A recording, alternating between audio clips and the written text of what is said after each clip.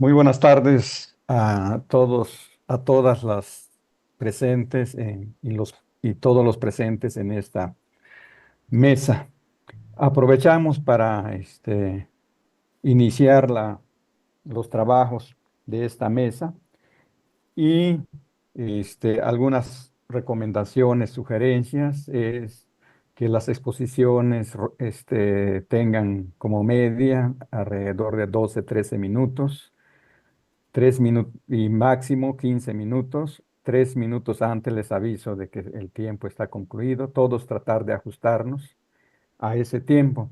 Primero. Segundo, voy a mencionar el nombre del ponente y no voy a repetir los otros datos porque esos generalmente se presentan este, durante la ponencia y para tratar de que nuestra mesa se desenvuelva en el tiempo programado. Entonces empezamos y le vamos a pedir al doctor Félix García Rodríguez que tenga la amabilidad de iniciar con su presentación. Cómo no, con mucho gusto, muchas gracias, doctor Kamal. Gracias por la invitación a presentar el día de hoy. Y con gusto estoy tratando de compartir. No sé si me hacen favor de indicarme si se ve ya la presentación. Sí, ya se ve. Muchas gracias. Bueno, este trabajo está enmarcado en el contexto actual del, del emprendimiento, actividad tan importante como todos sabemos para el desarrollo económico local, y también en el contexto de género. Tratamos de analizar cuáles son las características personales que las mujeres rurales emprendedoras del sureste de México, tomando como caso el estado de Tabasco. Como todos sabemos, la participación femenina en la actividad económica cada día es mayor en todo el mundo. En México no es la excepción. Y además, dicha participación aporta al desarrollo económico local. Sin embargo, como sabemos, aún se está presente en una brecha de género significativa, es amplia. Entonces, de acuerdo a un informe de la mujer, la empresa y el derecho, las mujeres disfrutan menos de dos tercios de los derechos de los hombres. Hay una discriminación de género todavía presente aún en las economías más avanzadas. De tal manera que dentro de los objetivos del desarrollo sostenible de la ONU, establecidos en 2015 con vencimiento al 2030 en la Agenda 2030, el objetivo 5 se enfoca en lograr la igualdad de género y empoderar a las mujeres y las niñas en todas las actividades, tanto económicas, sociales y de aspectos medioambientales. Entonces, los obstáculos se acentúan más en las zonas rurales, son aspectos que podemos considerar como atavismos, ¿verdad? En los cuales la mujer, además de aportar a la economía familiar, pues se hace cargo del cuidado de la familia, lo cual no es valorado y reconocido eh, sustancialmente. En este contexto, consideramos que la actividad de emprendimiento en el área rural puede incrementar los ingresos familiares. El emprendimiento con enfoque de género amplía las posibilidades de empleo y promover el desarrollo económico local. Como sabemos, crear una empresa es un aspecto complejo. Cuando se decide un emprendimiento, hay muchos propósitos, ¿verdad? Entre ellos, básicamente, la literatura habla de la autorrealización, la identificación de una oportunidad de negocio, ¿verdad? Y lo que es sustancial dentro de los emprendimientos en el área rural, las necesidades de complementar ingresos de subsistir. Entonces, existe una combinación de factores que son personales, ¿verdad? Y factores de habilidades empresariales que determinan el establecimiento de un nuevo emprendimiento y el éxito del mismo. Esa actividad es considerada hasta hace poco era considerada privativa del género masculino, ¿verdad? No obstante, la mujer emprendedora se ha abierto paso en los últimos años y se considera que a nivel mundial una tercera parte de las personas son mujeres que están involucradas en actividades empresariales. Podríamos considerar que a partir de la etapa del COVID, ¿verdad? Se habla de una nueva etapa, actividad post-COVID, donde ya la mujer participa en actividades que ya no son propiamente privativas del hombre. Entonces, en esta actividad emprendedora, la mujer debe de conciliar su vida personal con la búsqueda de autorrealización y la obtención de ingresos.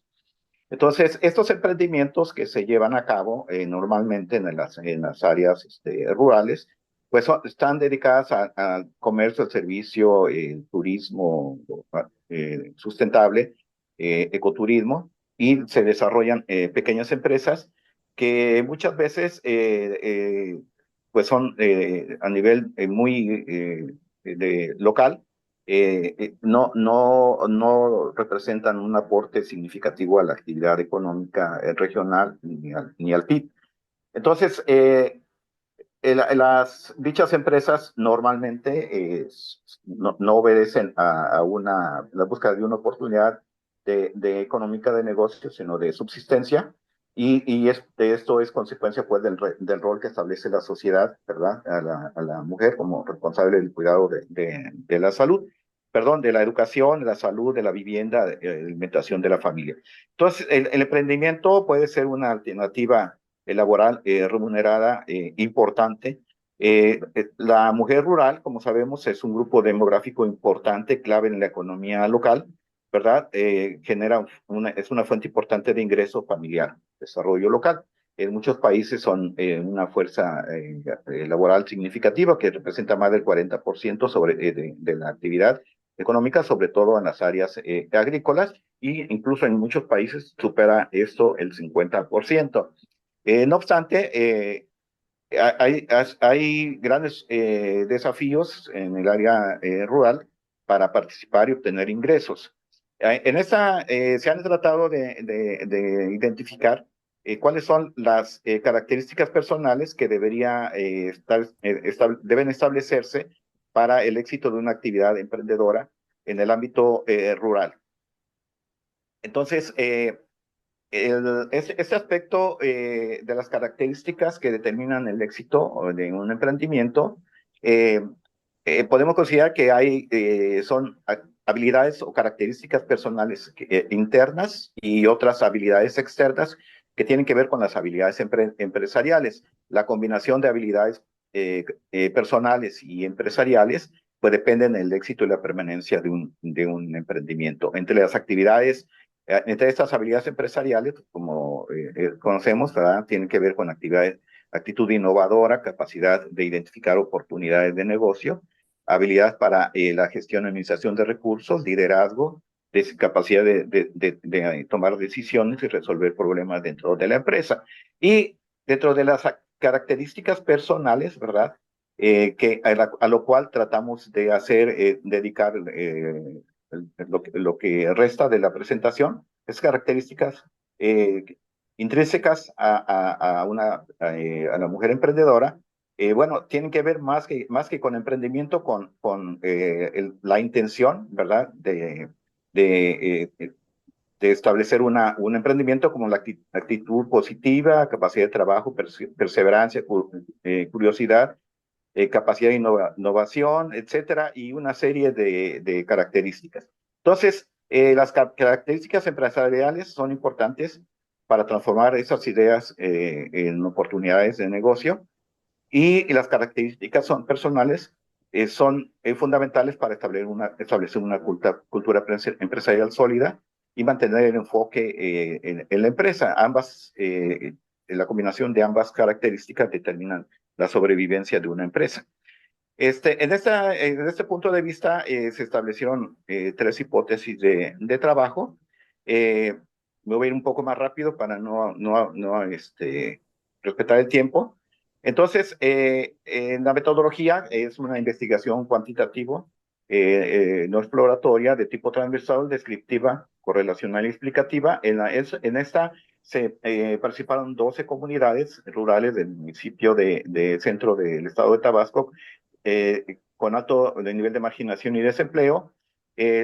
una cantidad significativa de, de mujeres participó en la investigación a través de una determinación de un tamaño de muestra y se aplicó un instrumento de medida para determinar si las mujeres entrevistadas poseían dichas características personales que determinan la actitud emprendedora, y esto se llevó a cabo de febrero a junio del 2023. Se aplicó un instrumento de 35 ítems, preguntas en escala de Likert. Se aplicó una prueba piloto a 30 mujeres y se validó su confiabilidad. Metodológicamente, esta es la estructura del cuestionario en dos áreas: de intención para aprender y emprender, influencia para emprender, y con estas dimensiones, 6 dimensiones y 35 ítems. Esta es la ruta que siguió metodológicamente para desde el diseño del cuestionario, su validación, la determinación del tamaño de muestra, la aplicación del cuestionario, se hizo uso de estadística descriptiva y análisis de componentes principales y ecuaciones estructurales.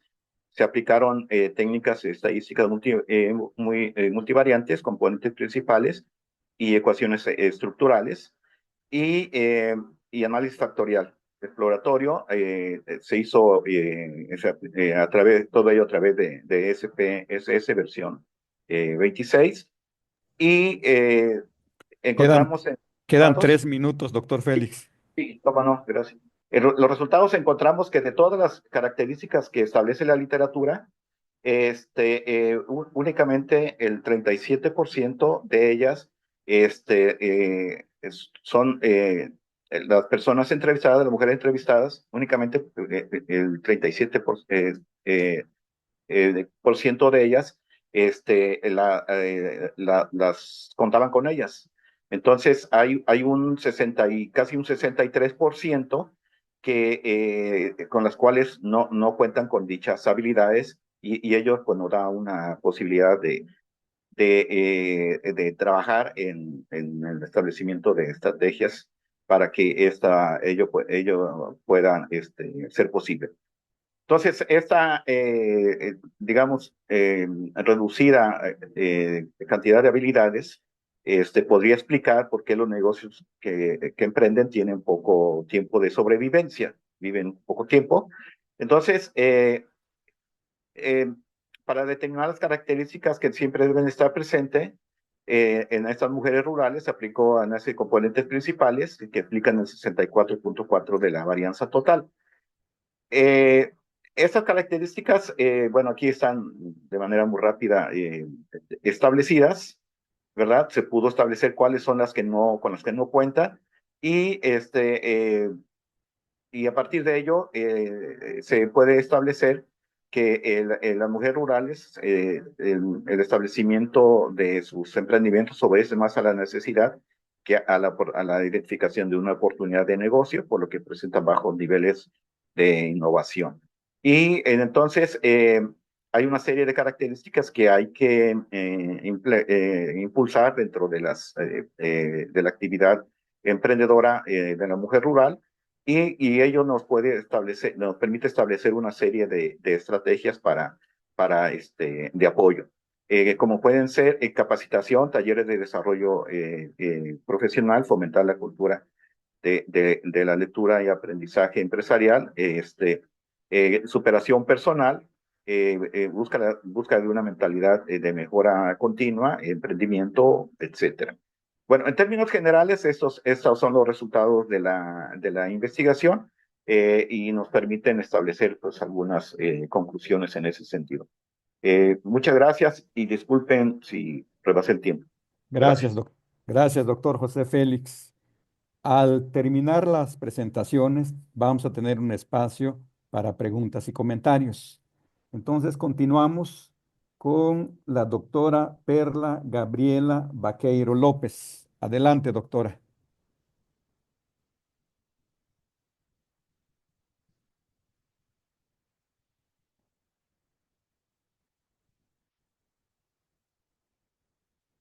Adelante, doctora Vaqueiro.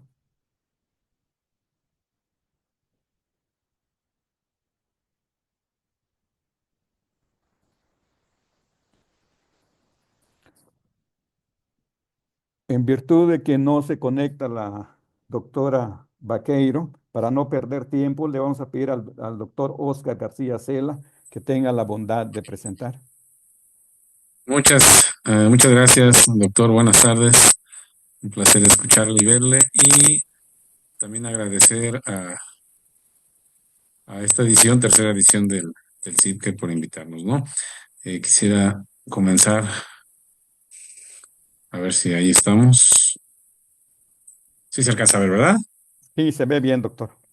Perfecto, muchas gracias. Bueno, pues mm, este es un trabajo que le he dado continuidad en cuanto a la actividad mezcalera en el Estado de México y en esta ocasión trato de relacionarlo con respecto a la situación de la economía verde, una estrategia a nivel mundial que se pretende alcanzar. Sin embargo, pues todo nace de acuerdo a la demanda que hay del mezcal en la actualidad. Aquí hay unos datos que reporta el mismo Consejo Regulador de la Calidad del Mezcal, donde el tamaño de mercado ha sido muy fuerte, a la demanda del mezcal ha crecido demasiado y ni siquiera en tiempos de pandemia dejó de crecer. Obviamente el porcentaje bajó, pero esto ha obligado mucho también a que la gente pues se dedique prácticamente a la actividad mezcalera, ¿no? Y todo el entorno que vamos a platicar muy rápidamente, pero también es importante que se pueda dar esa concienciación ambiental, en el sentido de que sí, la economía es importante, pero el medio ambiente también es importante y las actividades productivas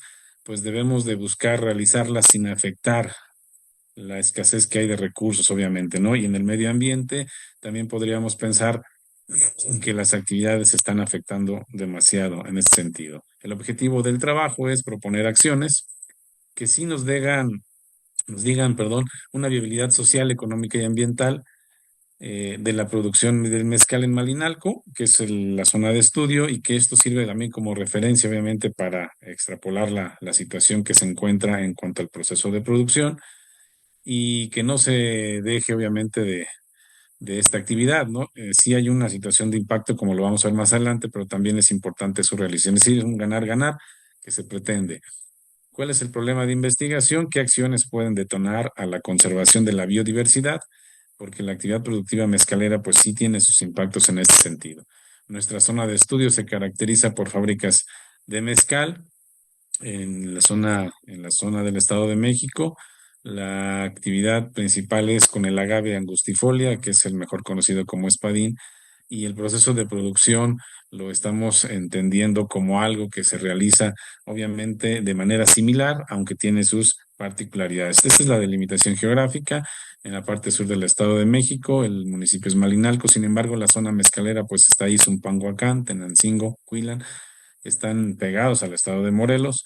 Y bueno, esta es la zona en la que hemos venido trabajando. ¿Cómo hemos venido trabajando? Pues hemos combinado algunos métodos cualitativos, cuantitativos, hemos trabajado entrevistas hacia la cadena agave mezcal, también hicimos encuestas y realizamos un análisis de toda la información. De manera muy breve, el proceso pues comienza con la plantación. Es un agave espadín que tarda entre 6 y 7 años para poder ser pues de esta manera cortado, obtener la piña y esta piña pues meterla a un horno que puede ser cónico o de mampostería, donde también aquí tenemos el uso abundante de recursos que más adelante vamos a particularizar. Después de eso, ya la piña cocida se muele, en el caso del Estado de México se hace con estos mazos de madera, en otros estados como en Oaxaca pues es con la taona, una bola de piedra jalada por un animal, y bueno, pues después de que ya está machacada, esa piña se deja fermentar en tambos de plástico, de madera, dependiendo la región, agua tibia, se da una situación de fermentación para que esto se pueda después destilar.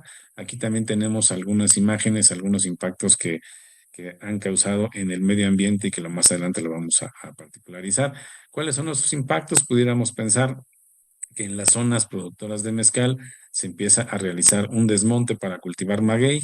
Ahí hay algunas fotografías. Vean la fotografía que se encuentra en la parte inferior derecha. Bueno, pues se empieza a desmontar algunos cultivos tradicionales, algunas áreas naturales, porque la demanda del maguey está muy fuerte. Y entonces pasamos de policultivos a monocultivos y esta situación también afecta mucho a lo que es la biodiversidad, porque estamos cambiando el uso del suelo. Si hacemos alguna medición, podríamos pensar que el uso de agua es alto. Por cada litro que se produce de mezcal se requieren 20 litros de agua. Y en las zonas que estudiamos, pues ellos le llaman a las tapadas, que es una forma de producir, digamos, el mezcal. Estamos hablando de que ellos obtienen 300 litros por cada proceso, por cada tapada.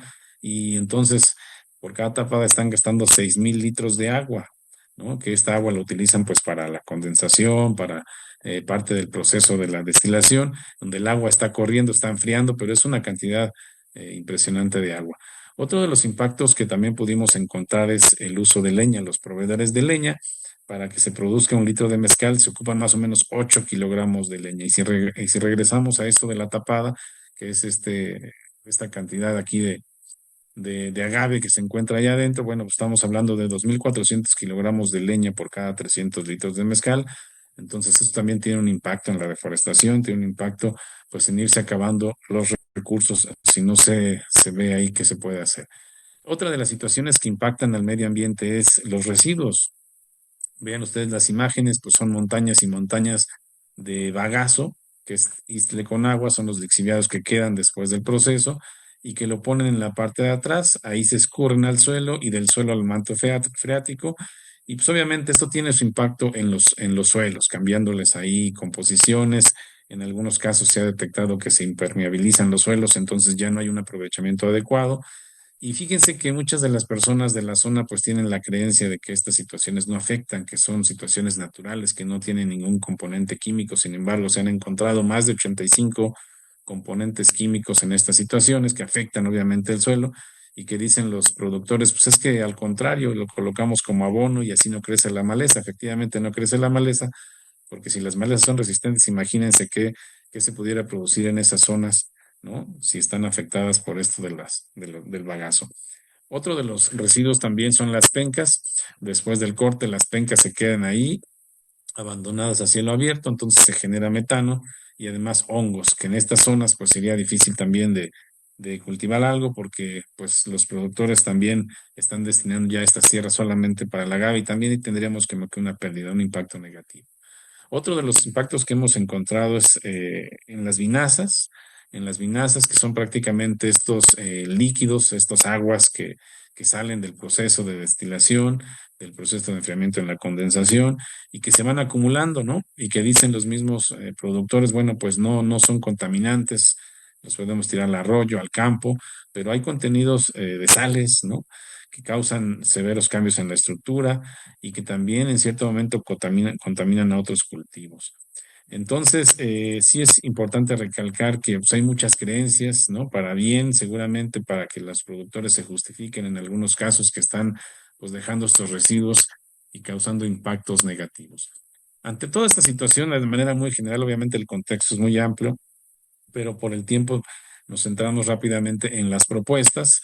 Es importante recalcar que para esto se requiere un trabajo conjunto desde el ámbito federal, el ámbito estatal, el ámbito municipal, de los propios integrantes de la cadena agave mezcal, de las organizaciones, para que se pueda dar este tipo de situaciones, prácticas de manejo de desechos, entender qué le pasa al residuo desde que nace, desde que se empieza a provocar ahí su existencia, todo su ciclo de vida y dónde lo vamos a poder mejorar, ¿no? Eso no se tiene claro, solamente se está dejando de lado, lo que importa es atender la demanda.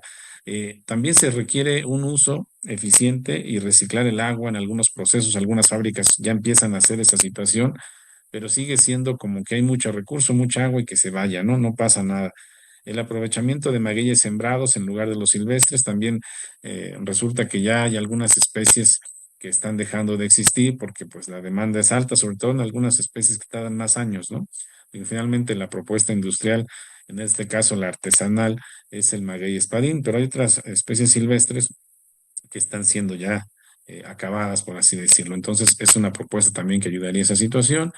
Una capacitación en prácticas agrícolas sostenibles, esto me refiero prácticamente a los sistemas de producción, no dejar de plano el policultivo e irse al monocultivo, sino tratar de continuar con ese sistema de producción que combine el maíz, el frijol, el haba y que se pueden combinar muy bien y no solamente desmontar para sembrar en línea el agave, ¿no? Que a la larga pues también provoca problemas de erosión. Hay otras comunidades en algunos otros lugares que están tratando de ver cómo se conserva a los agaves y la situación pues es también hacer una periodicidad, ¿no? También respetar la reproducción que sea de manera natural, el trabajo que hacen los murciélagos, etcétera. Bueno, pues afecta no solamente a los agaves, sino también a polinizar otro tipo de cultivos. Y también es importante que, digo, esta es una propuesta que también empieza a hacer ya el Comercam, una certificación que verifique el impacto ambiental para evitar el cambio de uso de suelo. Es decir, que no solamente se haga en automático, sino que haya un estudio previo para poder realizar este tipo de situaciones. En este sentido, el impacto medioambiental que se está dando por la producción del mezcal en estos momentos es considerado como no tan grave, por lo menos en Malinal con el Estado de México, pero si vemos otros lugares como el caso de Oaxaca, bueno, pues ahí tenemos ya impactos muy fuertes. De hecho, se han hecho mapeos, hay estudios, salen videos donde se están acabando los recursos. Entonces, nosotros aquí la intención es, efectivamente, la actividad productiva es interesante, es atractiva para el productor, pero que no se olvide que el impacto hacia el medio ambiente se puede reducir haciendo algunas prácticas interesantes para que podamos tener el uso y el disfrute en las siguientes generaciones y que esta actividad, como decía al inicio, pues perdure, pero sí perdure con esa situación y con esa claridad. Desafortunadamente, pues ni la misma institución o las mismas instituciones de gobierno hablan mucho del efecto, ¿no?, que se tiene hacia el medio ambiente, simplemente se quedan en que si es una actividad cultural, es una actividad productiva, hay que satisfacer la demanda, hay que apoyar al productor, pero el medio ambiente se está quedando de lado. En ese sentido, sería la participación. Muchas gracias a todas y todos.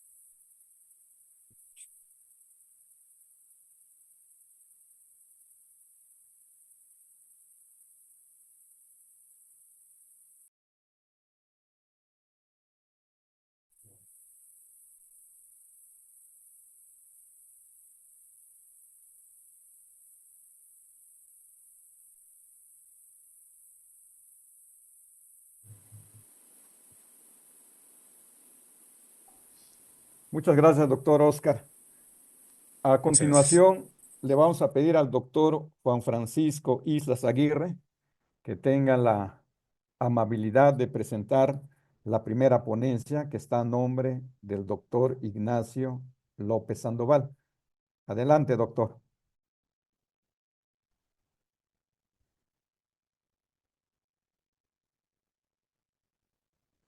Muy bien, muchas gracias, doctor. Muchas gracias a todos. Primero, agradecer al comité organizador del SICPE 2024, encabezado por el Colegio Libre de Hidalgo.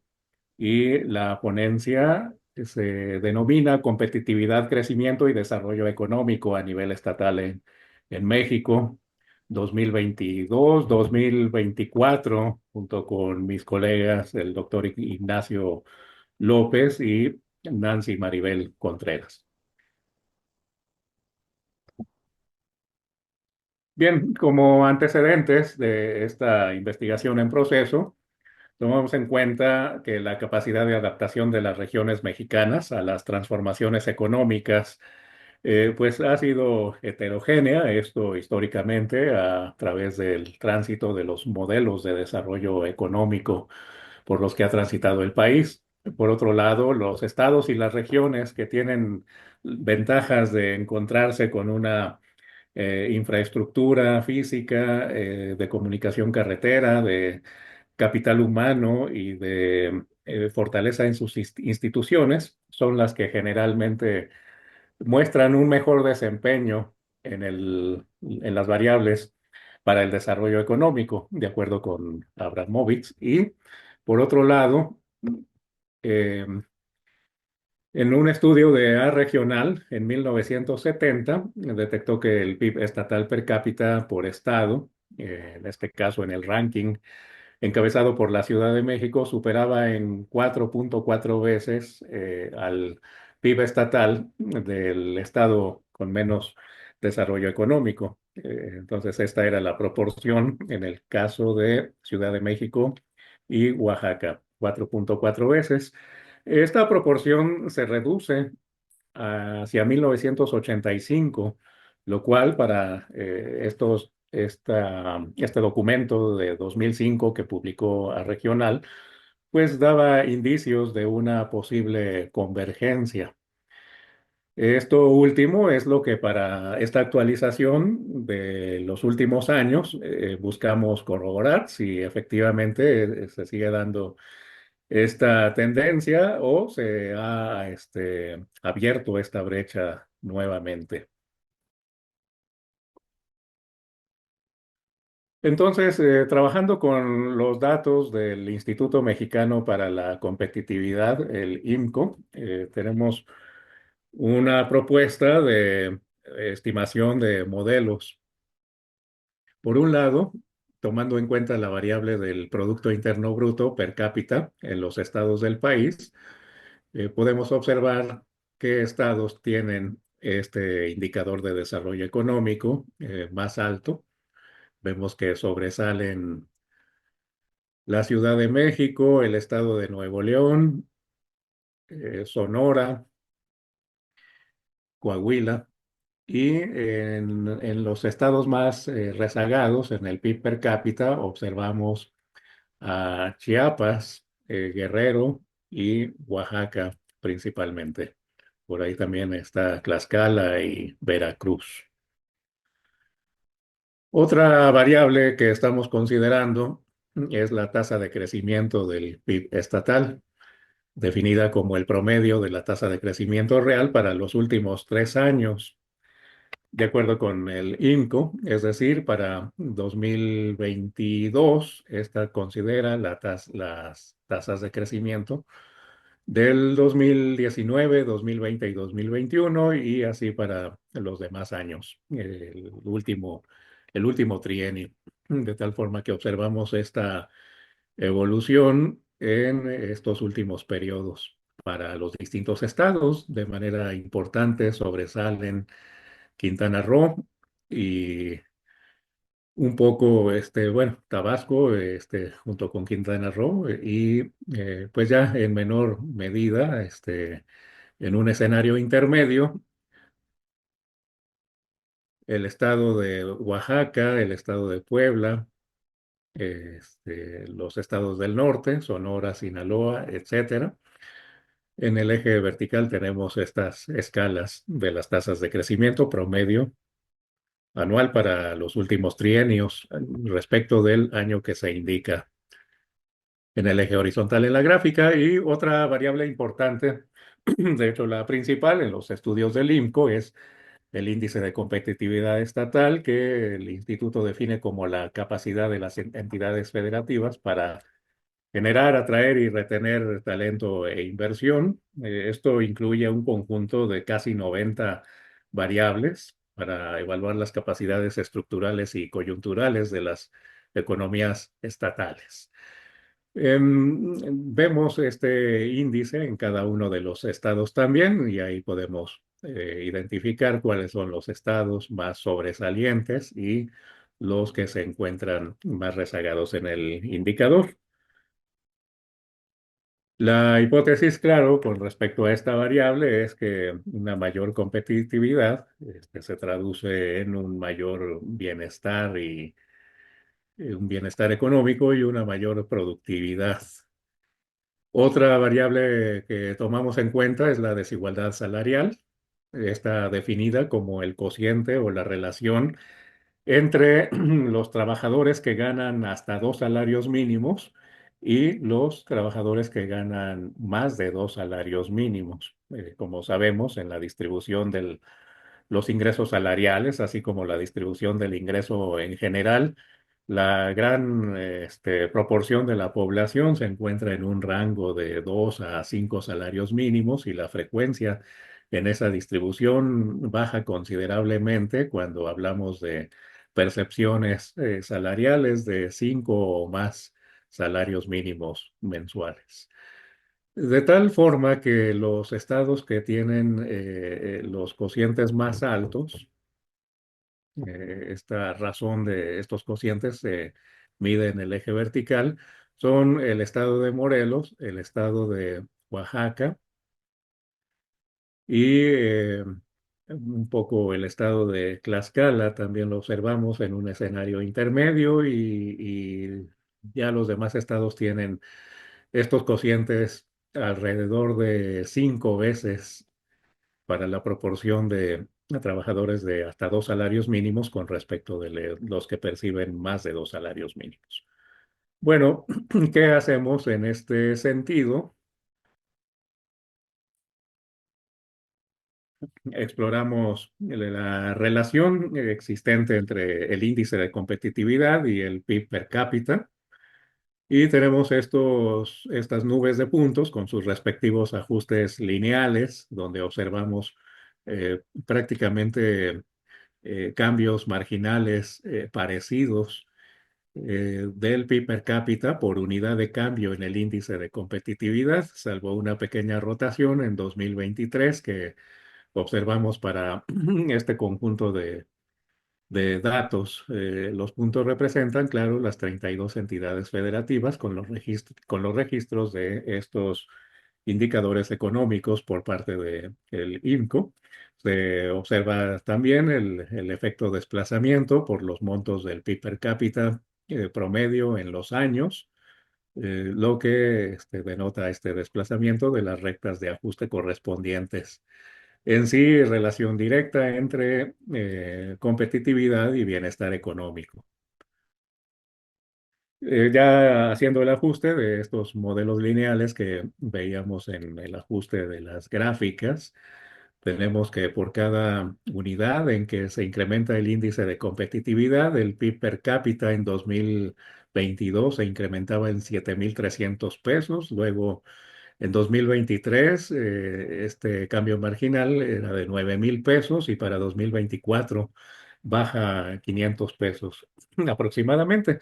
La variación explicada que aporta esta variable de competitividad hacia la medición del desarrollo económico, dado por el PIB per cápita, se encuentra alrededor del 80%, lo cual pues es una bondad de ajuste adecuada de acuerdo con esta primera estimación lineal, es decir, descartando efectos tiempo. Esto lo vamos a hacer más adelante con los modelos de panel. Ahora, la otra variable importante, desigualdad salarial, bajo la hipótesis de que aquellas entidades federativas que presenten unos cocientes altos en la desigualdad de salarios de las poblaciones ya mencionadas en los mercados laborales, pues conllevarán un menor desarrollo económico. Se verifica aquí con esta relación inversa. Los ajustes también los observamos con un desplazamiento en el tiempo por los montos, desde luego, aún en términos reales.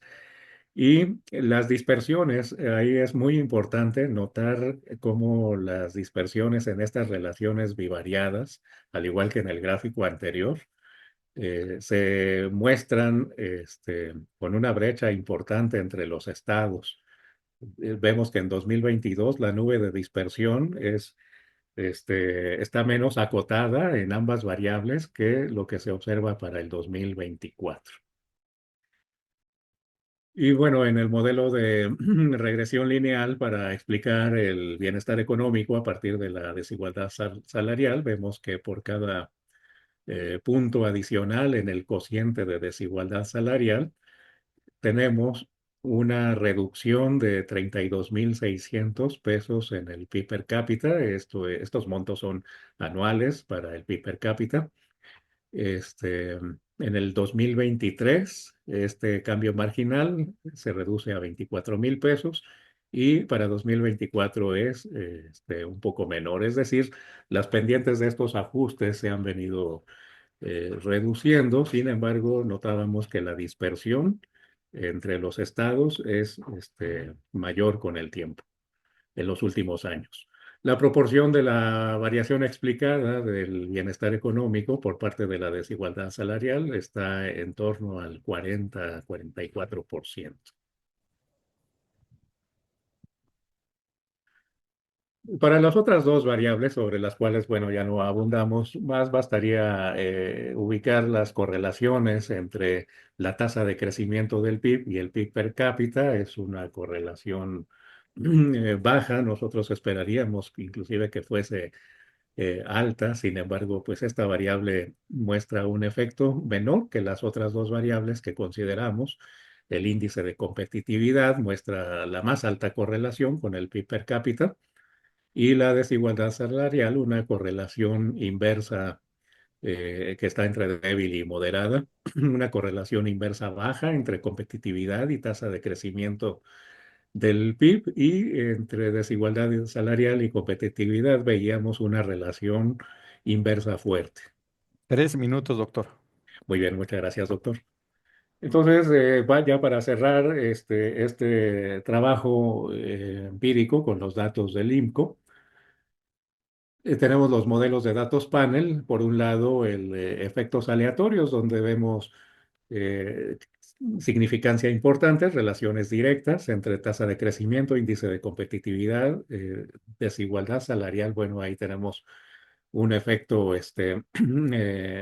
contrario al que veíamos en la gráfica, significativo. Probablemente aquí se tenga que revisar si no existe alguna posible correlación que implique esta relación directa entre desigualdad salarial y PIB per cápita, de acuerdo con los efectos aleatorios. En los efectos fijos, vemos que son significativos los coeficientes, excepto el del índice de competitividad, lo cual pues denotaría que bajo el modelo de efectos fijos, el índice de competitividad entre los estados pues no está revelando la significancia que nos reflejaban los modelos de base de regresión lineal.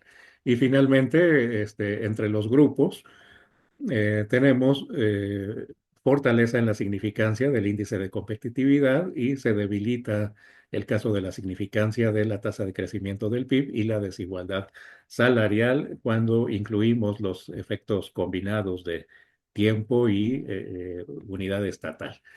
Concluyendo, los cambios en el desarrollo económico de los estados se explican en proporción significativa por las variables que ya mencionábamos. La metodología de datos panel nos permitió contrastar el ajuste lineal independiente en el tiempo con la posibilidad de los efectos tiempo.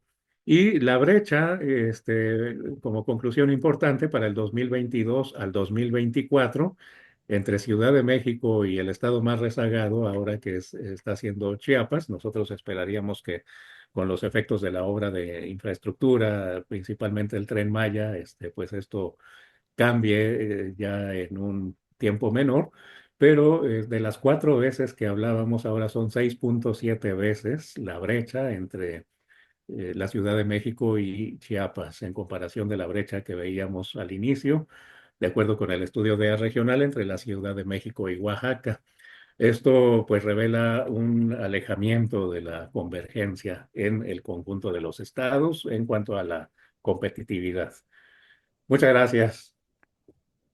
Al contrario, doctor, muchas gracias por su participación con esa excelente presentación. Y a continuación vamos a pedirle al doctor César Vargas Telles que tenga la amabilidad de realizar la presentación correspondiente.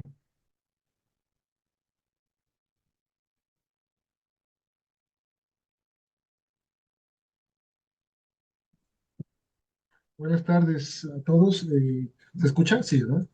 Se escucha Eh, bien, doctor. Adelante. gracias. Bueno, buenas tardes a comité organizador, antes que nada. Creo que es una buena iniciativa este Congreso de Economía y Ciencia Política. También un saludo al maestro Sarkis Yaitali, que es el director del Colegio Libre de Hidalgo. Y bueno, pues gracias por la organización. Voy a presentar, ahora voy a compartir pantalla. Déjenme ver si se está viendo. Este, no está viendo, lo que veo. Em,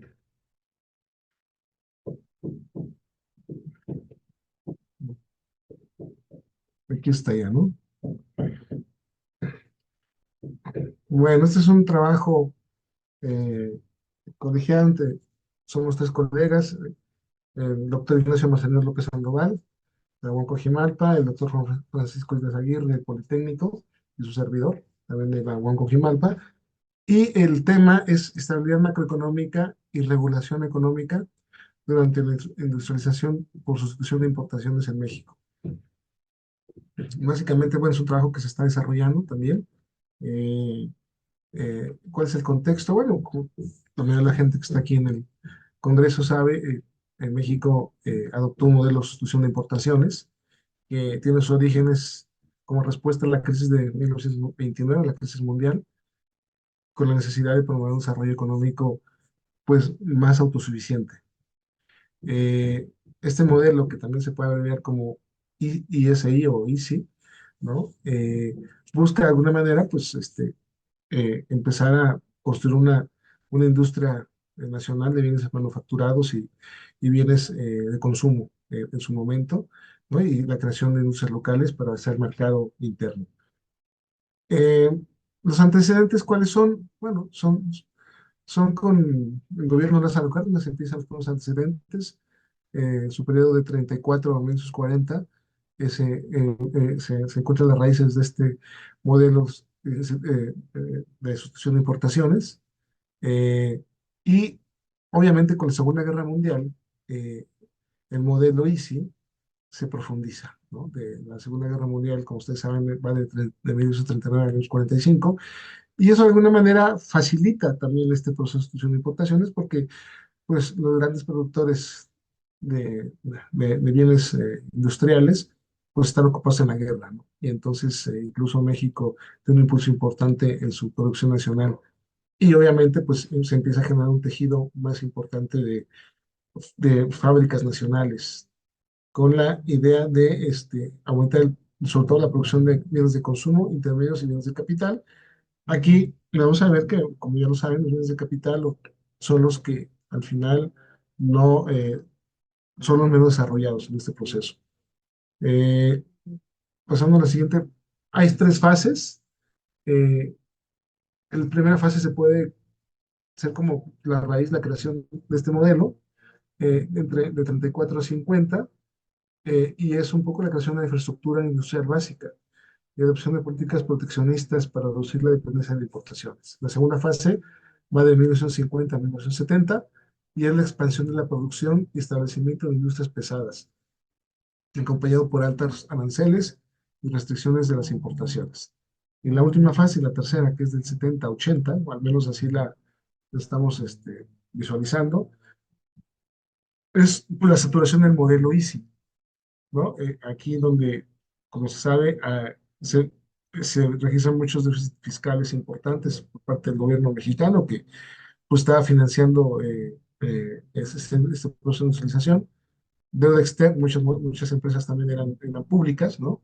Deuda externa y el agotamiento, pues el crecimiento basado en el mercado interno. Pues esas tres fases dan cuenta de la evolución del modelo. eh, y la idea es precisamente monitorear y revisar cómo se desempeñaron las variables macroeconómicas más importantes durante este periodo. Y si hay contrastes según las fases que se esté revisando. Entre las variables más importantes, pues el PIB, la inflación, desempleo y deuda externa, ¿no?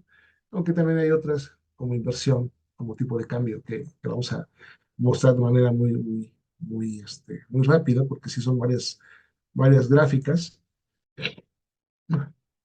Aquí haciendo un registro por sexenios, se podría decir, bueno, que en el sexenio de Miguel Alemán, por ejemplo, de los 46 al 52, se consolidó la infraestructura industrial y la inflación se mantuvo relativamente controlada gracias al control de precios y subsidios. Entre el 58 y 64, que pertenece al sexenio de López Mateos, se destaca aquí por lo que muchos llaman el milagro mexicano, donde se logra tasas de crecimiento del 6% en promedio, ¿no? El PIB, y también se mantiene un control de precios y subsidios, que eso obviamente mejoró, ¿no? La expansión de la industria nacional. Hay otro, hay otro sección importante, aquí estamos de alguna manera dejando de lado el sexenio, por ejemplo, de Díaz Ordaz, que está muy de la mano con el sexenio de López Mateos, pero podría ser del 58 prácticamente hasta el 70. Pero en el 70 al 76, aquí ya se ve el agotamiento, ¿no?, de este modelo. El crecimiento económico se empieza a acelerar y el endeudamiento pues empieza a crecer de manera importante, ¿no? Ustedes saben que la deuda externa, que se tuvo un problema muy fuerte al principio de los 80, pues se gesta sobre todo en el sexenio de Echeverría y de López Portillo.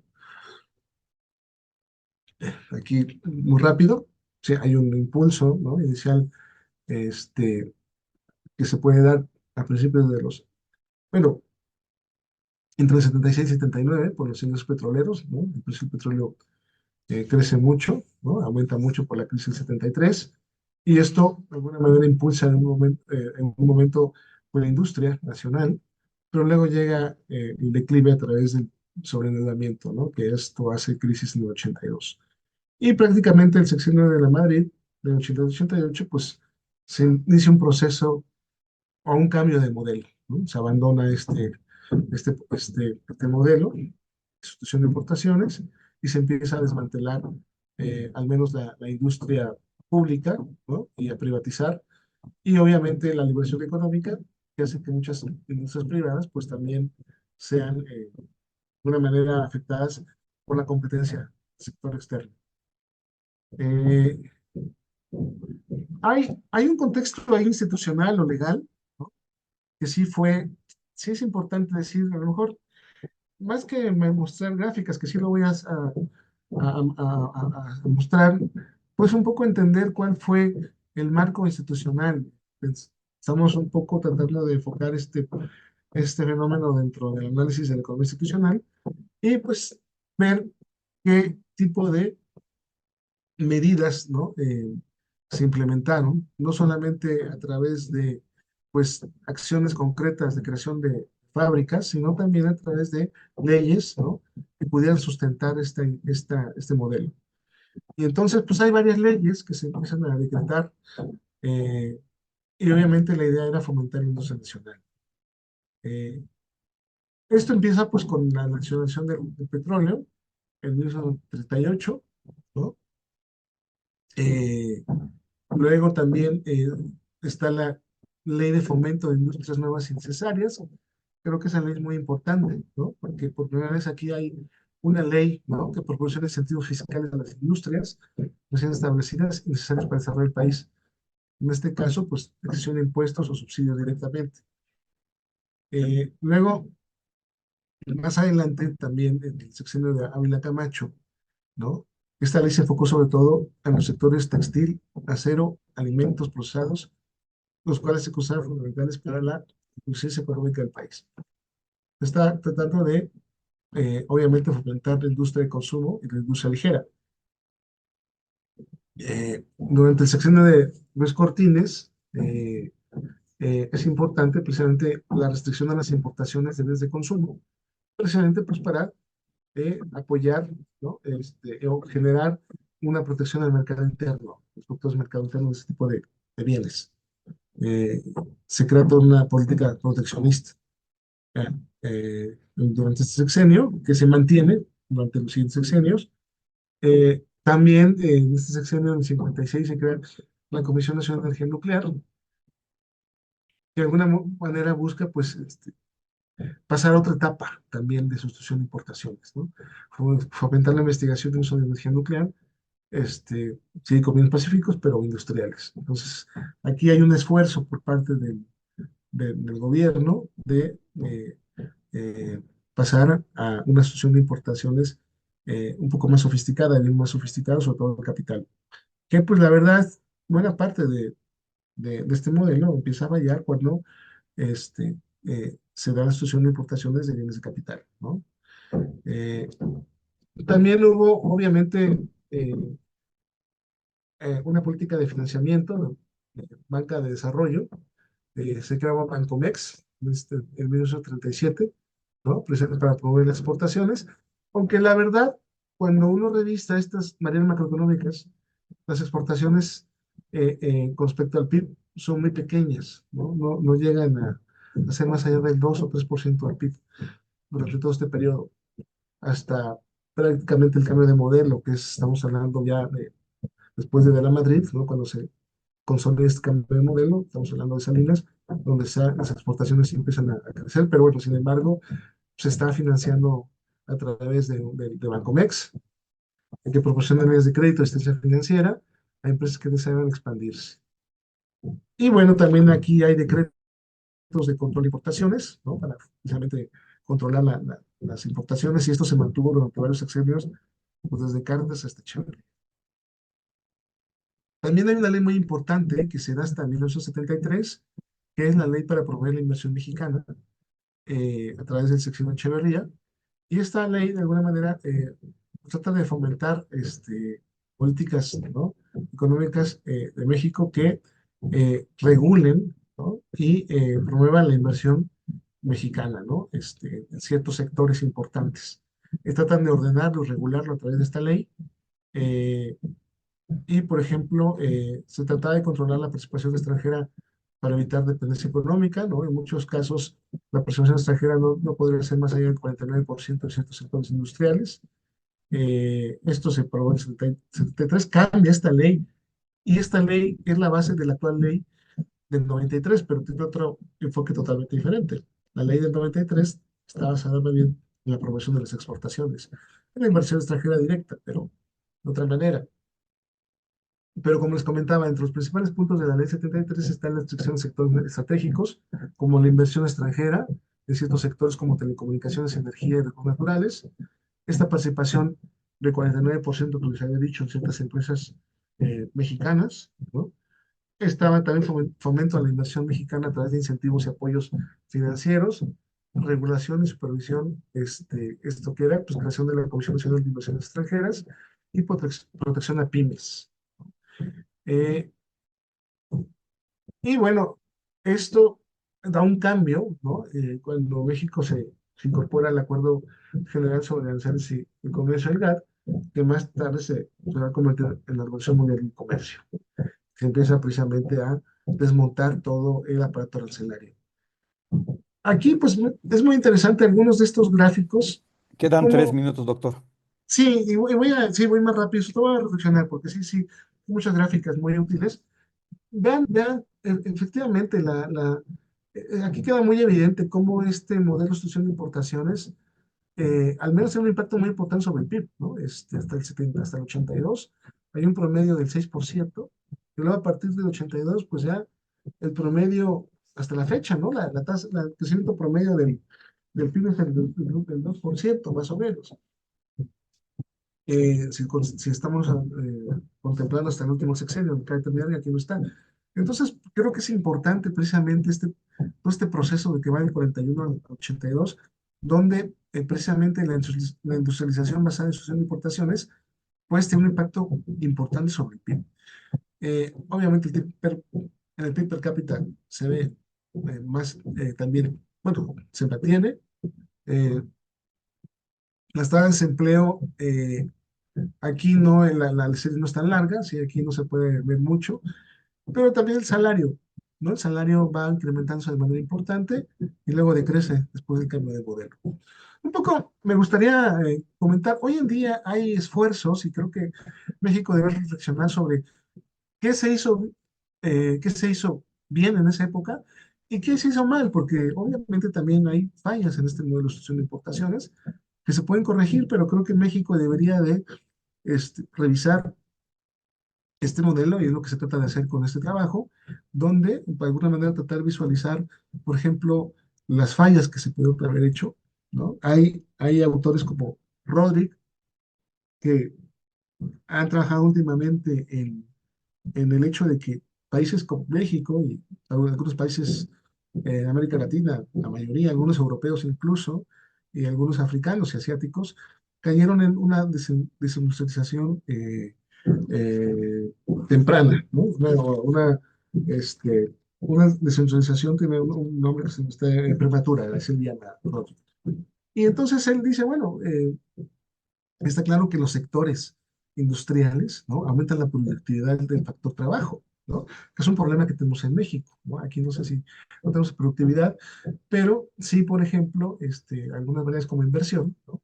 Y obviamente la inversión pues, ha estado muy errática, ¿no? En estos últimos años. Y entonces, la productividad del trabajo sobre todo. Entonces, la idea es un poco revisar y plantear nuevas políticas públicas que pudieran revisar qué sectores se pueden volver a impulsar a través de una sustitución de importaciones, pero que tengan vinculación con el sector externo, ¿no? Yo creo que esto ya se está haciendo en algunos, hay varios académicos que lo están haciendo, pero creo que es una política de Estado que tendría que ser, que ir más allá de un sexenio, porque si estamos dando cuenta, esta política se mantuvo durante 40 a 45 años, ¿no? Y obviamente, pues, los resultados se ven en el PIB, por ejemplo, ¿no?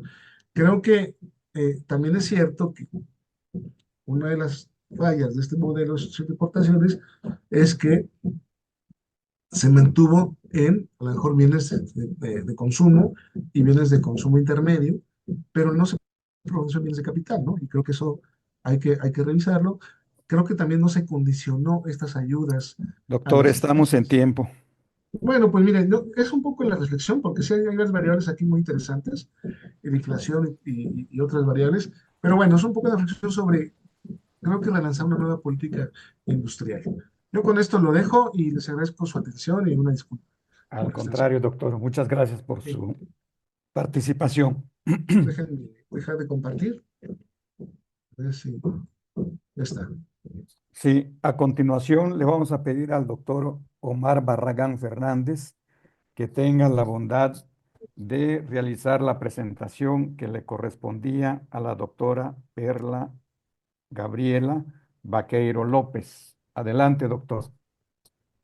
Muchas gracias. ¿Sí me escuchan? Sí, adelante. ¿Se me escucha bien? Bien. No sé si se ve la pantalla compartida. También ya se ve. Ah, muy bien, muchísimas gracias. Bien, pues voy a tratar de ajustarme a los 15 minutos que nos han establecido. Voy a cronometrarme, a mí sí me gusta, trato de ser cuidadoso con eso, no me gusta excederme.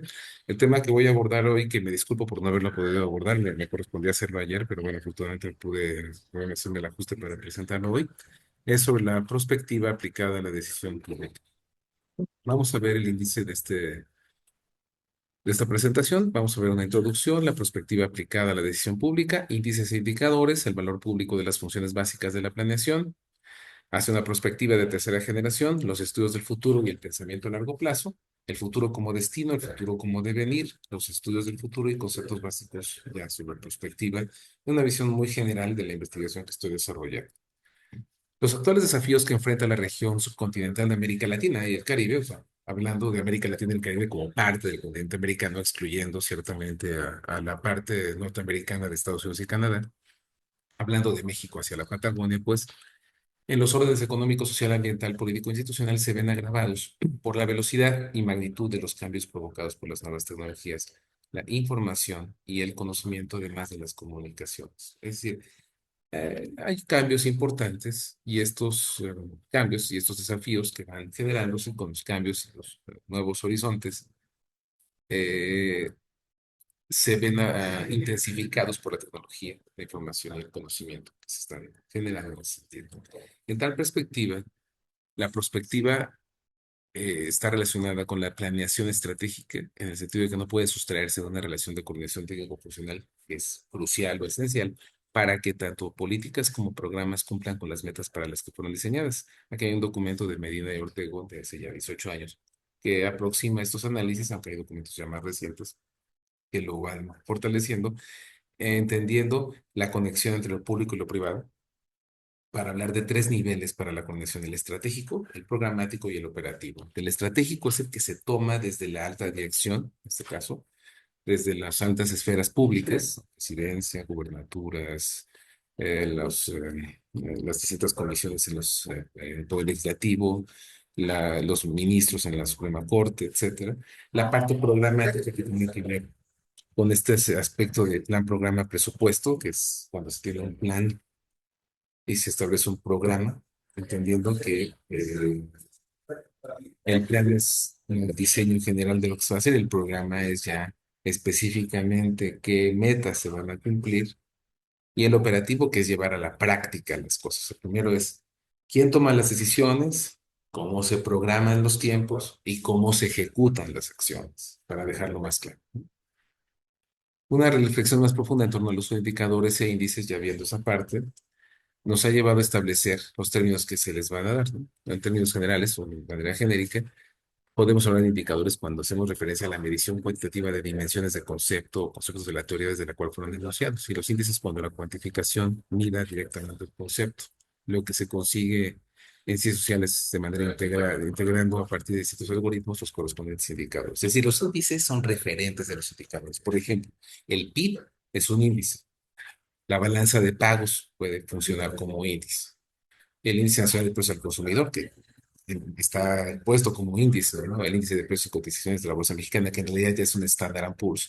Son índices, son referentes, y los indicadores es lo que se calcula con base en los índices. El hecho, los índices, digamos, están ya precalculados institucionalmente, y cuando uno investiga distintos elementos, uno construye sus indicadores, su propia álgebra, sus propios algoritmos, a partir de la referencia de los índices. Los índices, digamos, ya están predeterminados, y los índices se construyen con base en la información de los índices.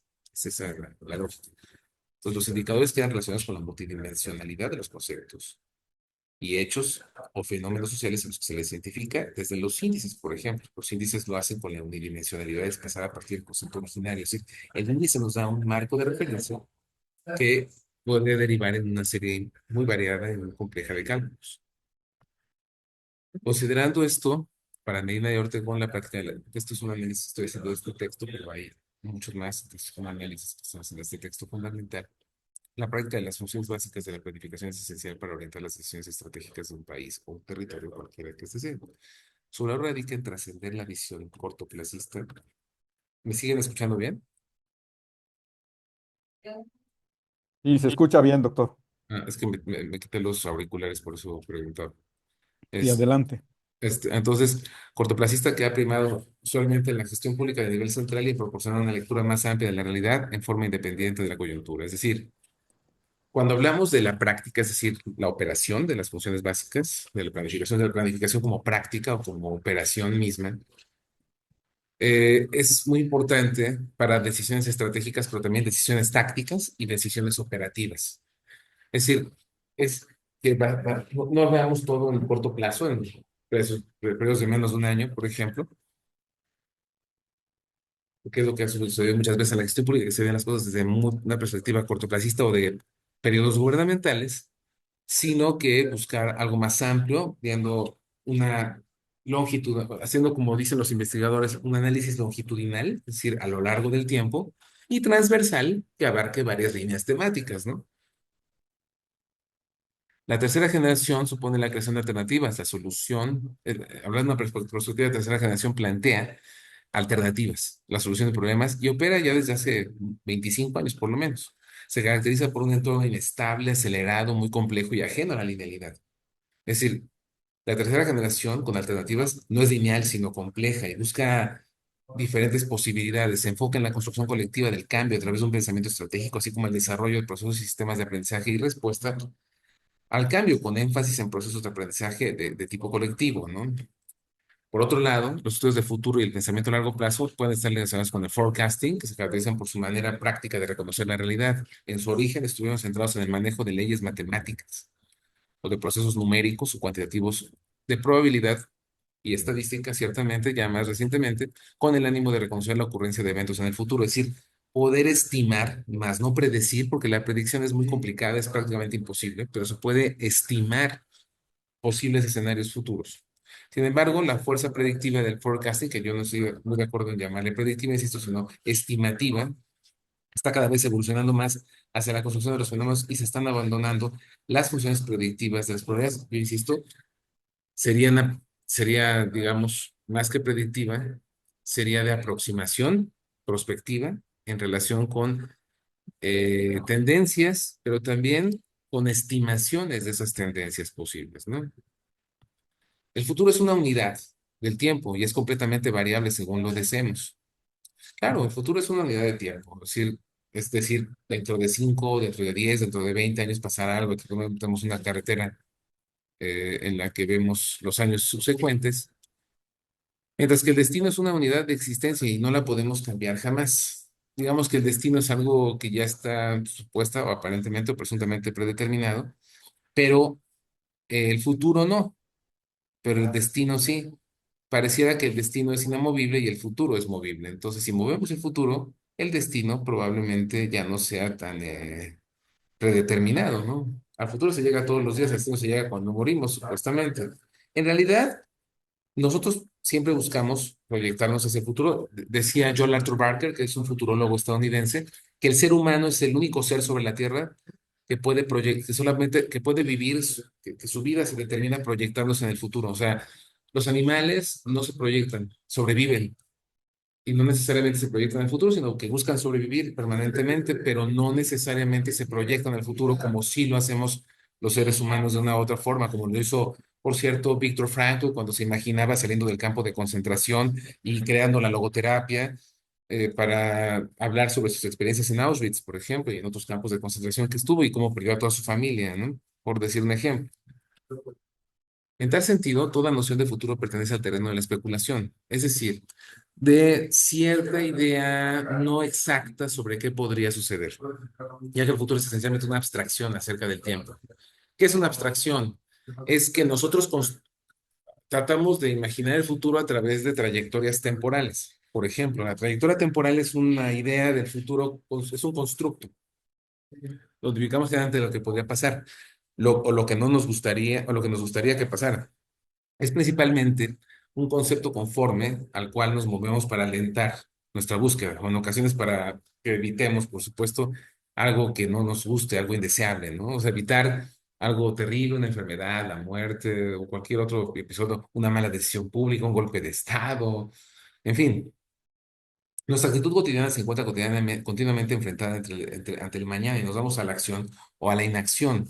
Es decir, o actuamos respecto del mañana o nos dejamos llevar como una veleta hacia ese futuro determinado, ¿no? Dependiendo de la manera como resolvemos el trecho entre el hoy y el mañana. Sin embargo, de esa solución se desprende invariablemente una conducta. Cómo conducimos nuestros esfuerzos o cómo dejamos que la trayectoria nos vaya conduciendo. En los estudios sobre el futuro, la construcción del futuro es el punto central de la escuela voluntarista de prospectiva, la cual a su vez se apoya en la filosofía de la acción, cuyo exponente fue Maurice Blondel.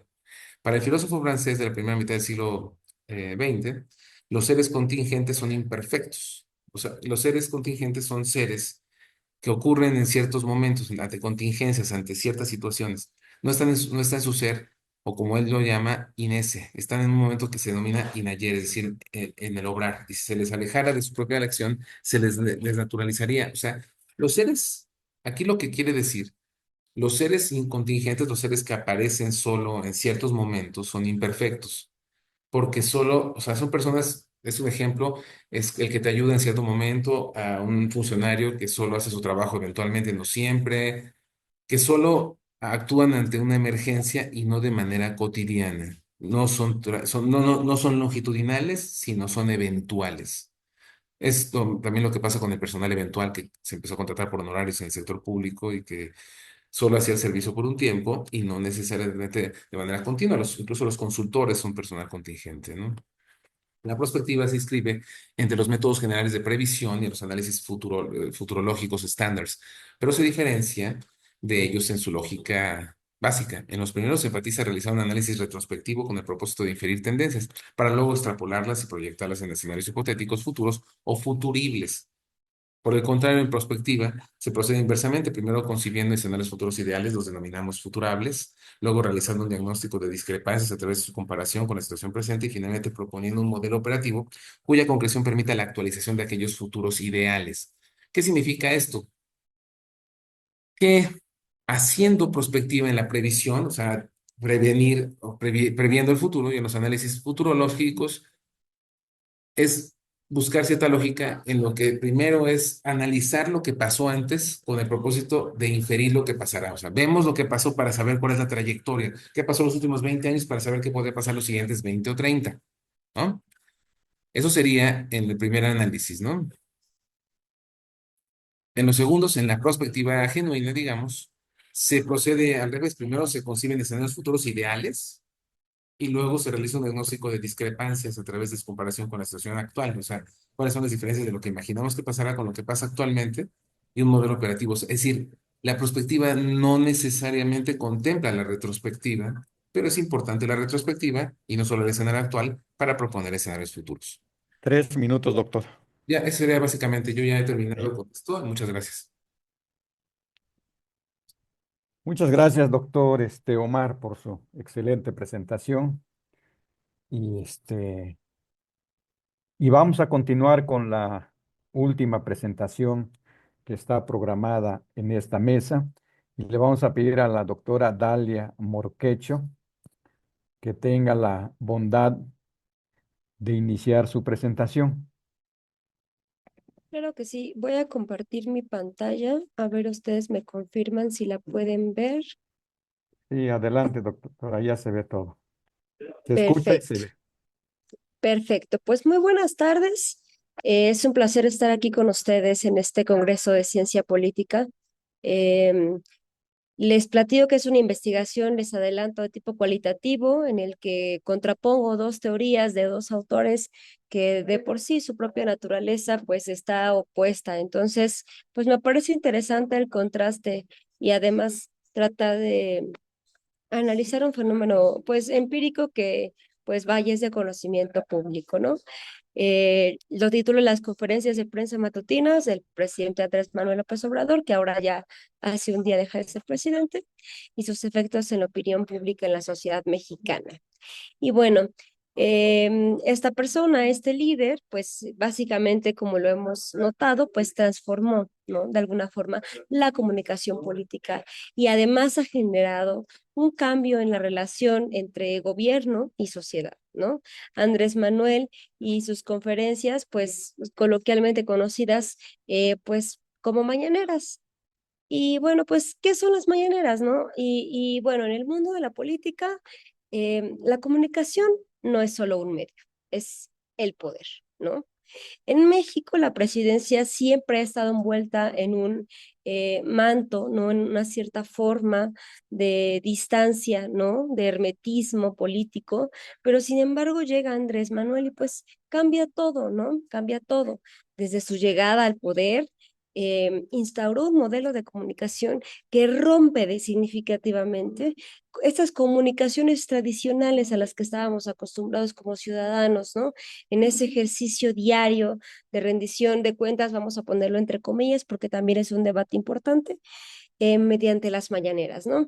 Y finalmente no son simples conferencias de prensa, ¿no? Son escenarios en los que él define de cierta forma la agenda pública, y eso también lo entrecomillo porque es algo que es bastante debatible, sobre si pone agenda o no, sobre si los medios son los que retoman algunos fragmentos de lo que dice y después por su propia línea editorial lo enmarcan, pero bueno, en fin, ¿no?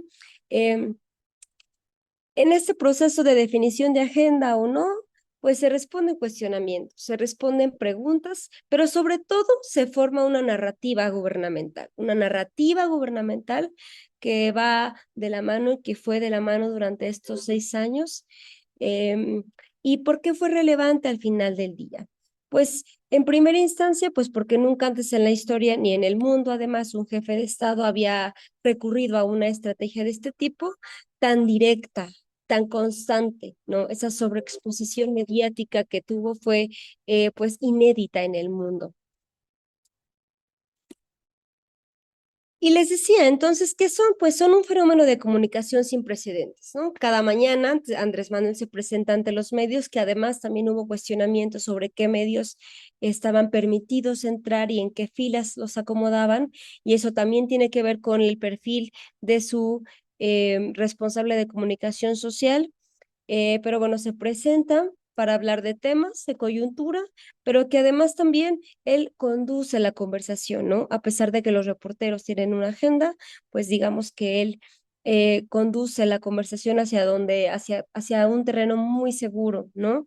Y eso le permite establecer pues esta narrativa que constantemente está estableciendo y que además domina de cierta forma y que dominó durante estos 6 años las narrativas políticas y públicas. Y entonces nos podíamos preguntar, eh, qué es lo que hace diferente, ¿no? Una mañanera o por qué es así. Y la respuesta es sencilla, sí, pero muy profunda, ¿no? En primer lugar, pues por consistencia y en segundo, por acceso, ¿no? AMLO no delega a nadie, ¿no? Él personaliza la comunicación, no se esconde detrás de comunicados oficiales, ¿no? Él es quien da la cara, él es quien define además las prioridades y él es quien responde además, a veces, eh, con una forma con cierta forma de evasión, digámoslo así, pero siempre con una agenda muy definida y muy clara. Y ahora, pues como figura política, como pequeño contexto, porque además este trabajo lo he presentado en otros países, pues en breve, ¿no? Decir que es pues una persona que tiene una carrera política pues bastante amplia, ¿no? De más de 2 décadas, que comenzó en el partido oficialista, que es el PRI, y que después, ¿no? De una lucha de perseverancia y resiliencia, pues convierte esa lucha en un movimiento, ¿no? Bueno, primero se une a un movimiento, después crea el suyo y luego pues tiene esta avasalladora votación del más del 50% del voto popular, ¿no? Y ha sido muchas cosas esta persona, ¿no? Andrés Manuel, ¿no? Ha sido jefe de gobierno, ha sido líder de la oposición y fue presidente, ¿no? Y en cada uno de estos roles, la comunicación siempre fue una herramienta clave para su estrategia política, ¿no? Esta habilidad de conectarse con la ciudadanía a través de mensajes sencillos, claves, directos, que hacen que esas razones, pues, generen que su figura permanezca en nuestra memoria colectiva, ¿no? Y que además de que ahora exista, pues, otra persona, frente al poder, pues, no lo olvidemos. Y ¿de dónde nacen? Pues nacen cuando fue jefe de gobierno, que estaba por el presidente Fox frente a la presidencia, pues digamos que era una forma de ganarle la agenda, ¿no? El observador salía a las 6 de la mañana a hablar de pues temas de la agenda pública y entonces a las 7 pues Fox ya no tenía, Fox lo único que tenía que hacer pues ya era, digamos, responder, ¿no? Digamos que fue una treta que él utilizó para tratar de ganarle al presidente Fox y dominaba las primeras planas, dominaba los programas de análisis y además pues dominaba las conversaciones en los hogares mexicanos, ¿no? Y eso es que no había pasado antes, ningún presidente lo había hecho. Y eso pues incomodó de cierta forma al presidente Fox. Y pues posteriormente pues mantiene una carrera política frente a candidaturas de la presidencia y pues entrando un poquito de lleno, me salto estas porque pues ya todos sabemos que fue candidato 2018, 2012, 2006 y que además cuenta con una amplia aprobación. Y aquí es donde llega el estudio cualitativo del que les comentaba, ¿no? Dos postulados teóricos que se contraponen, uno es el de uno es el de Ortega Gasset y el otro es el de Habermas, ¿no? Para las personas el término opinión pública está mal empleado, al menos para Habermas, ¿no? Opinión pública no es lo que opinan todos, es lo que opinan las personas letradas. Y por otro lado, para Ortega Gasset no importa la opinión pública porque las personas no mantienen una, sino más bien siguen de una forma masiva las opiniones. Digamos que son personas que no tienen pensamiento crítico y por otro lado, pues Habermas lo que propone es que sí hay opinión pública, pero esa opinión solo va a estar en manos de personas letradas. Y aquí están estas grandes diferencias, ¿no? Estas grandes diferencias entre realmente estamos generando opinión pública y es un espacio de diálogo donde se forma esta opinión y en este contexto pues vemos a las mañaneras como un ejercicio de transparencia, pero para Ortega y Gasset, pues por definición las personas serían incapaces de gobernarse a sí mismas y no tienen esa capacidad de interpretar, ¿no? De cuestionar. Y entonces toman lo que dice Andrés Manuel como único y entonces se genera pues este tema de pues manipulación política, digámoslo así. Y bueno, pues como pequeña conclusión, lo que sugiere mi análisis o lo que busco, el mensaje que les quiero dejar es que las mañaneras evidentemente tienen un impacto profundo en la opinión pública mexicana.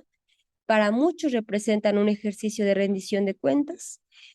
Es un ejercicio sin precedentes, es una ventana también además a debate sobre si es transparencia o si es propaganda, y además también ha sido reconocido porque ha cumplido finalmente con sus objetivos. Nos guste o no la gestión de Andrés Manuel, cumplió con lo que él quería, logró lo que esperaba. Además, tuvo una aprobación amplia, tan amplia que la candidata favorita, pues ahora ya es presidenta. Y pues después de años herméticos, pues las mañaneras representan y son vistas para la población común o por la población de a pie como un soplo de aire fresco. De repente, cuando nosotros veíamos em, comunicados o comunicaciones muy frías y muy alejadas de lo que pasaba. Y esta reflexión final a la que quiero llegar es, pues que a lo largo del tiempo, pues aún es pronto para saberlo, saber cómo va a transformar o cómo ha transformado a la sociedad mexicana un ejercicio así de tanta sobreexposición de los medios, que incluso su predecesora los va a continuar, aunque de un modelo muy diferente, aunque con un control mucho más evidente. Pero al final, las mañaneras no son solo conferencias de prensa, ¿no? Son un escenario que se juega día a día, ¿no? La batalla por una legitimidad y el poder político en México. Y de mi parte sería todo. Muchas gracias. Muchas gracias, doctora Dalia. Y con esta presentación cerramos las ponencias que se programaron para esta mesa. Y tenemos un tiempo de aproximadamente 20 minutos para preguntas, para comentarios o para agregar algo que no se tuvo tiempo de comentar durante la presentación. Entonces está abierto el espacio para preguntas, comentarios o complementación. En general han sido excelentes trabajos, excelentes presentaciones, excelentes ponencias que abordan temas muy actuales y pertinentes y que creo que vale la pena que aprovechemos el tiempo este, reservado, contemplado para esta fase. Entonces está abierto el espacio.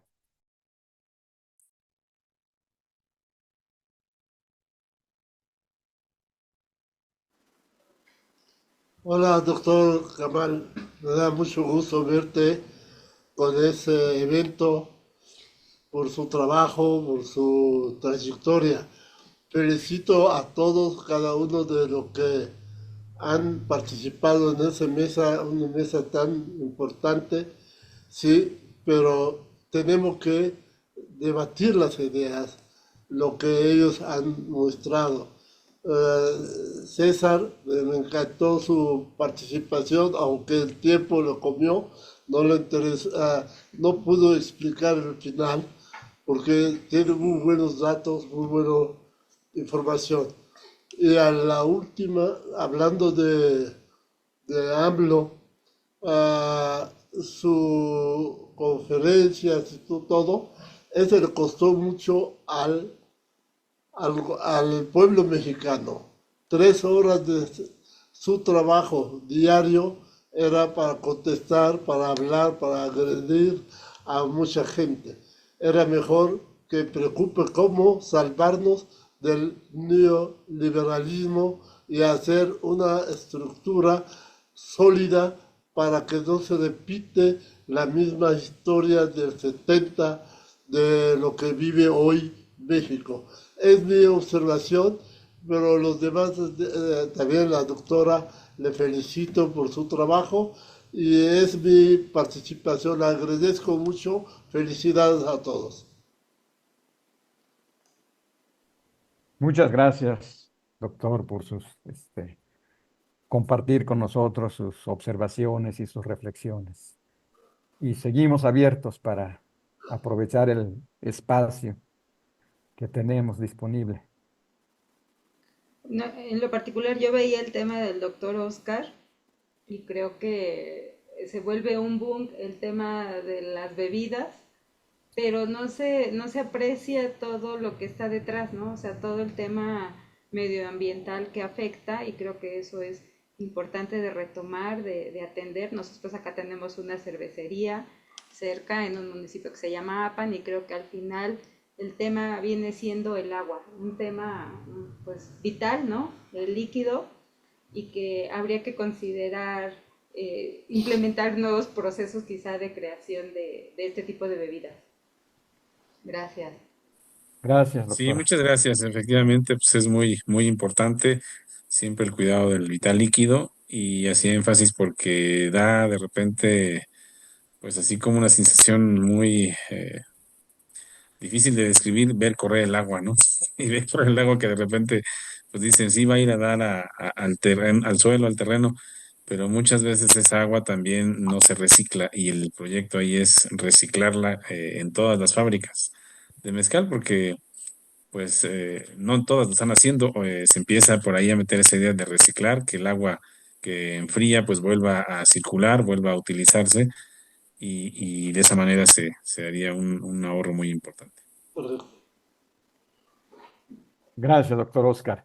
Adelante, alguien, escuché ahí que alguien estaba preparándose para participar. Adelante. Bueno, yo quisiera comentar un poco lo que dice el maestro Osakis. Es interesante, creo que sí discutir como, pues como país, una reindustrialización, ¿no? Simplemente mostrando esa gráfica del PIB, ¿no? El crecimiento promedio en 6%, ¿no? Durante ese tipo de, durante la etapa de la sucesión de importaciones y luego cómo se cambia el modelo y nuestro crecimiento pues es muy mediocre, ¿no? Van gobiernos del PAN, del PRI, ahora de Morena y el crecimiento pues está en promedio en el 2%, ¿no? Entonces, creo que sí es obligada una reflexión profunda en México, ¿no? Sobre cómo crecer más, ¿no? Porque estamos en lo que le llaman muchos la trampa de los países de ingreso medio, ¿no? Que no crecemos. Y pues un factor creo que sí es impulsar la industria. Rodríguez, este profesor que comentaba de Harvard, él decía, bueno, no hay que tenerle miedo a una política industrial donde incluso haya subsidios, ¿no?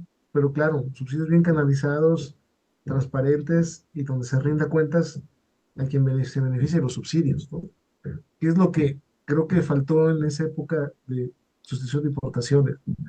Entonces, creo que sí hay una reflexión ahí que tenemos que hacer por los economistas, pero también los que hacen política pública, ¿no? Los que están al frente pues sí, del gobierno, sobre cómo volver a crecer.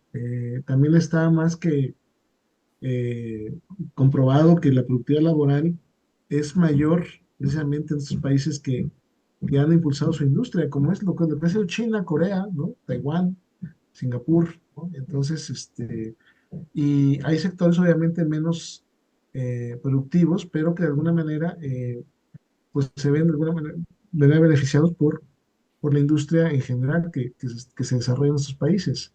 Entonces sí, porque es un problema que tiene México, ¿no? Una baja productividad laboral. Y obviamente, pues eso va a permitir también mayores ingresos para los trabajadores y para las empresas. Entonces sí es un tema que tenemos que pensar como país, ¿no? O sea, cómo volver a crecer, ¿no? Y uno creo que un factor es una política industrial, ¿no? De sustitución de importaciones. Yo más diría aquí ahora a lo mejor de complemento, ¿no? Con la industria internacional. México de alguna manera tiene una ventaja en comparación con otros países. O sea, una buena parte de los productos que se exportan son manufacturados, pero obviamente con baja, ya todos sabemos que muchos de los productos, pues hay muy poco valor agregado por parte de México, ¿no? Entonces yo creo que ahí sí se tiene que insertar en estas cadenas globales y revisar qué sectores se tendrían que promover. No creo que todos tampoco, ¿no? Pero sí hay que revisar cuáles sí se puede, de alguna manera, fomentar desde una política pública. Además, constante, transaccional, porque lo que mostramos ahí, estamos viendo que pues hay una creación de bancos de desarrollo, de leyes, ¿no? De políticas públicas que se mantuvo durante 40 años. Entonces, también tienen que ser transaccionales para que se den los resultados, ¿no?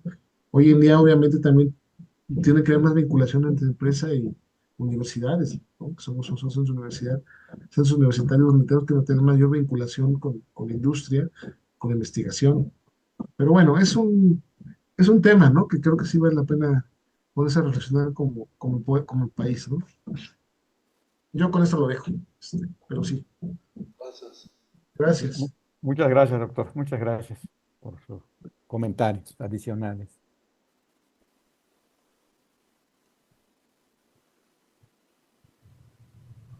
Muy bien. ¿Alguien más desea hacer alguna pregunta, comentar, ampliar el tema desarrollado? Ok, sí. Sí, adelante, doctor, adelante. Sí, mira, el doctor César dio un panorama muy importante. El desarrollo industrial es necesario en cualquier crecimiento, desarrollo económico de un país, pero todo viene a base de varios factores importantes como la seguridad, el sistema político del país, la confianza de la gente en el gobierno, la gobernabilidad, todo eso. Por eso hoy, durante 6 años, no vimos un crecimiento, lo que debe ser México, lo que debe ser un país tan rico como México, tiene todo para crecer, sin embargo la inseguridad no nos deja traer muchas inversiones a México para que desarrolle mejor la industria en México. En mi observación, yo creo tema muy interesante, podemos platicarla, debatirla mucho, por qué México no ha crecido en esos 6 años. No, coincido totalmente, Sarkis. Yo creo que aquí, sí, efectivamente, estamos en una situación donde el Estado de Derecho es muy precario, ¿no? Y en ese sentido entra gobernabilidad, entra seguridad jurídica, ¿no? Seguridad física, ¿no? Incluso las empresas son extorsionadas. Claro, pero no tengamos una nueva definición precisamente de generar las condiciones para las condiciones mínimas ¿no? de desarrollo económico empresarial, pues la inversión tampoco fluye, ¿no? Privada, ¿no? Pero sí debe estar coordinada inversión privada y pública, pero efectivamente, o sea, ¿no? Hoy en día, como están las condiciones de un pobre Estado de Derecho, hay un indicador por ahí muy interesante sobre el Estado de Derecho en el mundo y que acaba de salir este año precisamente. Y hay varias, creo que son 8 o 9 índices, ¿no? Y México pues está prácticamente en los últimos lugares en todo, ¿no? En seguridad jurídica, en gobernanza, en rendición de cuentas, ¿no? En transparencia, información. Entonces, pues claro, eso sí hace falta un cambio institucional muy importante por ese lado, ¿no? Totalmente de acuerdo, totalmente. Muchas gracias, doctor. Yo quisiera agregar un poco a este aspecto, no tanto macroeconómico, sino micro en relación a la importancia del desarrollo económico local y el papel de la mujer dentro del mismo, la aportación tan valiosa que hace y que potencialmente podría hacer si contara con los apoyos crediticios, fundamentalmente a preguntas expresas que establecimos. Básicamente las preocupaciones, y es una de ellas que se acaba de mencionar, el aspecto de la seguridad en el ámbito de la localidad, en el ámbito de la comunidad. Más del 30% de las mujeres entrevistadas manifestaban que no llevaban a cabo alguna intención de emprendimiento, alguna idea de negocio en su comunidad, debido a la inseguridad que prevalece, ¿no? Pero también otro aspecto que hay que destacar es la falta de apoyo crediticio en línea de crédito enfocadas a ese tipo de emprendimientos con enfoque de género. El aspecto también de la organización social es importantísimo porque no basta con la buena intención, es necesario establecer una organización y ahí es también un aspecto que hay que impulsar, independientemente de identificar las características personales que de acuerdo a la teoría una mujer emprendedora debería de tener. Y destacar también la importancia de que pues también la mentalidad empresarial es fundamental, pero hay un sinfín de variables que se podrían identificar. En todo caso, lo importante es revalorar el papel de la mujer dentro de la sociedad, no nada más desde el punto de vista de ama de casa, de jefa de familia, sino el contexto actual económico y político que estamos viviendo en nuestro país es el enfoque del género y el impulso al mismo. Entonces creo que ahí quedan cosas pendientes por hacer en esos aspectos de organización para la producción, de organización y seguridad en el ámbito local. Sería un poco lo que ampliaría. Gracias. Muchas gracias, doctor Félix. Aprovechando su intervención, y tomando en cuenta estos temas muy importantes y vigentes sobre la participación de la mujer en las diferentes actividades económicas, políticas, etcétera. Me da la impresión de que existen algunas áreas que han salido altamente beneficiadas con los cambios que le han hecho a las legislaciones. Por ejemplo, en algunos órganos de gobierno, la Cámara de Diputados, existe paridad de género, 50% mujeres y 50% hombres. Y en algunas fracciones parlamentarias, el peso de las mujeres es mayor que el peso de los hombres. En este contexto, en las actividades productivas, ¿qué limitaciones observa adicionales a las que ha comentado que están limitando ese despegue de la participación de la mujer? Sí, fundamentalmente las comunidades en las que llevamos a cabo nuestras investigaciones son de alta marginación, ¿verdad? Tabasco, como sabemos, es de los estados que el sur-sureste ha estado en rezago durante una época eh, importante de la vida económica y política de nuestro país. En el sexenio que acaba de concluir, tuvo un gran impulso el sur-sureste. Sin embargo, a nivel de comunidad, a nivel de localidad, sigue prevaleciendo los aspectos de desigualdad de género, son más acentuados, la falta de apoyo de políticas públicas, ya no tanto del punto de vista federal, sino estatal y municipal, de apoyo a la organización para la producción, de apoyo al impulso de emprendimientos con enfoque de género. Creo que ahí hay mucho que hay que hacer en impulso al microcrédito, a la organización misma de las mujeres. Y bueno, sigue prevaleciendo en estas comunidades pues, los aspectos de violencia de género, el papel, el machismo, ¿verdad? El atavismo de que la mujer debe estar en, en la casa, ¿verdad? Atendiendo la familia, y no en otros tipos de actividades productivas que mucho aportan a la economía familiar y al desarrollo local. Entonces ahí hay mucho que hacer. Me parece que en estos tiempos que estamos viviendo, esto va a cambiar mucho y esperamos que así sea en beneficio pues de todos. Muchas gracias, doctor Félix. Muy amable. ¿Alguien más desea intervenir? Muy bien, creo que ha sido una mesa muy interesante, muy importante. Temas de economía agrícola, temas de economía industrial, temas de crecimiento económico, temas eh, de modelos de crecimiento, entre otras. De mi parte, entonces, concluyo los trabajos de esta mesa y le regreso el micrófono a la doctora Anaí para que continúe con la conducción del Congreso. Muchas gracias a todos por su participación en esta mesa. Gracias a ustedes.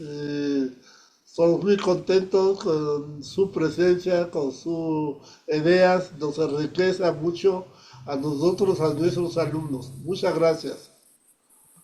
Muchas Muchas gracias gracias a a todas y ustedes. todos. Gracias a ustedes. Gracias por la invitación. No se vayan, Gracias. nos queda la última mesa de este congreso que ha sido bastante extenso. Así que por favor ya la doctora Georgina, que es quien va a coordinar la mesa 10, está conectándose. No se vayan, veo que ya están conectados todos. Zuli ya está, la doctora Berna, por ahí José Félix, que nos va a compartir nuevamente un tema en conjunto con el doctor Kamal. Bienvenidos. Ella se encuentra por ahí Rafael desde hace rato. Tenemos también a Guillermo y también está Jauregui. Bienvenidos todos. Y bueno, a unos minutitos de que la doctora logre conectarse para iniciar. Y bueno, pues agradecerles y espero que los que han estado durante estos 3 días se vayan satisfechos de este congreso. No tardamos, Adiós, César. unos minutitos.